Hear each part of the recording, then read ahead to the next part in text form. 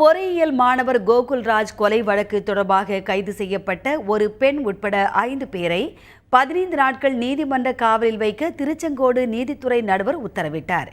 சேலம் மாவட்டம் ஓமலூரைச் சேர்ந்த கோகுல்ராஜ் கடந்த சில நாட்களுக்கு முன்பு திருச்செங்கோடு அருகே தொட்டிப்பாளையம் ரயில்வே இருப்பு பாதையில் சடலமாக இறந்து கிடந்தார்.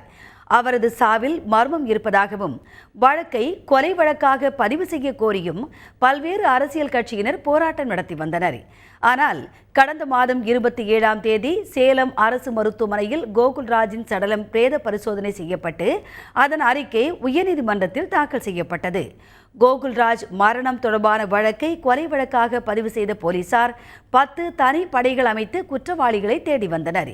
இந்த நிலையில் நேற்று இரவு ஒரு பெண் உட்பட 5 பேரை கைது செய்த தனிப்படை போலீசார் தலைமறைவாக உள்ள 3 பேரை தேடி வருகின்றனர். கைது செய்யப்பட்ட அனைவரும் இன்று திருச்செங்கோடு நீதிமன்றத்தில் ஆஜர்படுத்தப்பட்டனர். அவர்களை 15 நாட்கள் நீதிமன்ற காவலில் வைக்க நீதித்துறை நடுவர் வேல்மயில் உத்தரவிட்டார். இதனையடுத்து அனைவரும் சேலம் மத்திய சிறையில் அடைக்கப்பட்டனர். இதனிடையே கோகுல்ராஜின் உடல் அவரது சொந்த ஊரான ஓமலூரில் மதியம் அடக்கம் செய்யப்பட உள்ளது.